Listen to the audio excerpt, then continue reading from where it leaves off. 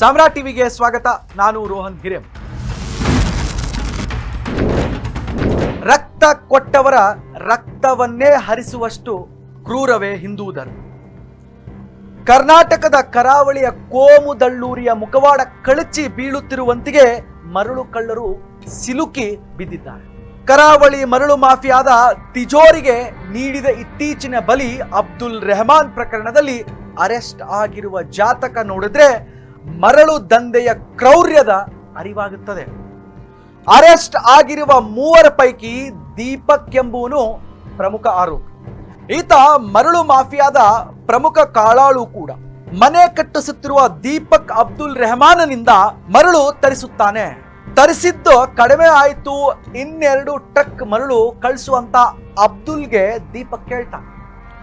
1 truck ಅನ್ನು ಸ್ವತಃ ಅಬ್ದುಲ್ಲೇ ಚಲಾಯಿಸಿಕೊಂಡು ಬರುತ್ತಿರುವಾಗ ಅರ್ಧ ದಾರಿಯಲ್ಲಿ ಟ್ರಕ್ ನನ್ನು ಅಡ್ಡಗಟ್ಟಿ ದೀಪಕ್ ಗ್ಯಾಂಗ್ ಅಬ್ದುಲ್ ನನ್ನ ಕತ್ತರಿಸಿ ಹಾಕುತ್ತದೆ.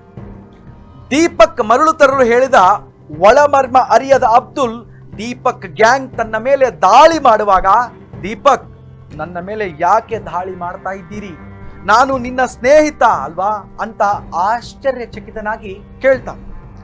ಯಾವುದನ್ನು ಕಿವಿಯ ಮೇಲೆ ಹಾಕಿಕೊಳ್ಳದ ದೀಪಕ್ ಗ್ಯಾಂಗ್ ಅಬ್ದುಲ್ ನನ್ನ ಕೊಚ್ಚಿಕೊಂಡು ಹಾಕುತ್ತದೆ. ದೀಪಕ್ ಅಬ್ದುಲ್ ರೆಹಮಾನ್ ಮಾತ್ರ ಗೆಳೆಯರಲ್ಲ, ಇವರಿಬ್ಬರ ಕುಟುಂಬಗಳೂ ಕೂಡ ಪರಸ್ಪರ ಆತ್ಮೀಯವಾಗಿದ್ದವು. ದೀಪಕ್ ತಂದೆ ಕರೆಂಟ್ ಹೊಡೆಸಿಕೊಂಡು ಗಂಭೀರ ಸ್ಥಿತಿಯಲ್ಲಿ ಆಸ್ಪತ್ರೆಗೆ ದಾಖಲಾಗಿದ್ದಾಗ ಅವರಿಗೆ ಅಬ್ದುಲ್ ರೆಹಮಾನನ ರಕ್ತ ನೀಡಿದ್ದರಿಂದಾಗಿ ಅವರ ಜೀವ ಉಳಿದಿತ್ತು.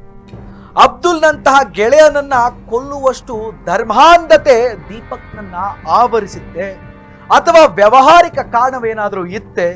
ವ್ಯಾವಹಾರಿಕ ಕಾರಣವೆಂದು ಕೂಡಲೇ ಅಕ್ರಮ ಮರಳು ದಂಧೆ ಕಣ್ಣು ಮುಂದೆ ಬರುತ್ತದೆ.